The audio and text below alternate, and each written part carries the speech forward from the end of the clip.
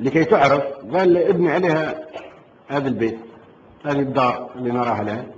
الدار هذه مبنية بالطوب، ما لهاش أي قدسية الدار نفسها.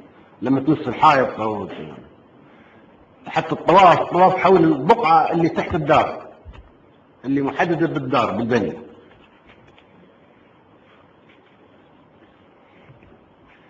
هذه ليست للعرب وليست لاتباع محمد، هذه للعالمين. هذا أول بيت وضع للناس، كل الناس من جميع القارات اليوم يحق لهم يطوفوا بالكعبة ويقفوا على جبل عرفات. واللي يمنحهم شن قال عليه الله؟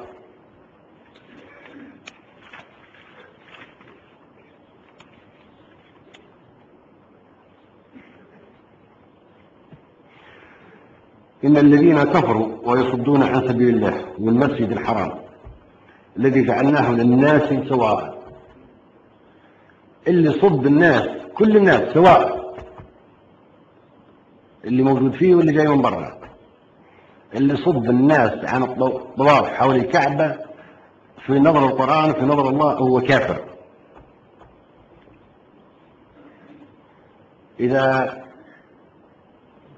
سفير الفاتيكان يريد أن يذهب غدا لكي يطوف على الكعبة الذي هو من حقه، ولأن الكعبة هذه معمول لكل الناس، الذي يمنعه هذا رأي القرآن فيه.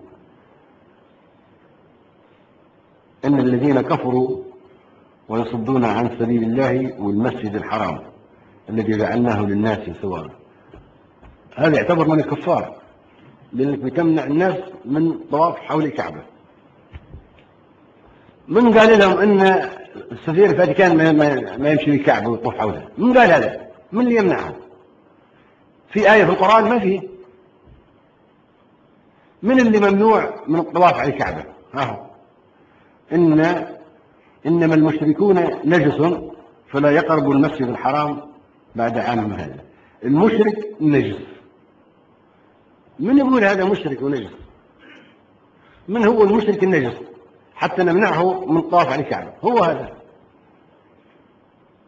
إذا واحد مشرك شو معناها؟ مشرك بالله، ما يعبد في الله بس، مش مؤمن بإله واحد، يعبد في الأصنام. وكلمة المشركين دائما في القرآن يقصد بها العرب اللي كانوا يعبدوا في الأصنام، أشركوا بالله، يعبدون اللات والعزى ومناة الثالث.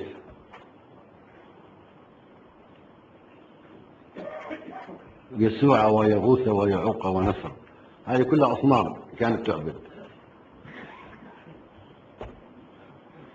هذول مشركين اللي يعبدوا في اللات والعزى ومناة الثالث الأخرى وهذا والأصنام الأخرى هذه نصر وغيرها، مشركين ونجس، لأنهم إنجاس يعبدون الأوثان. يجب ألا يقربوا من المسجد الحرام.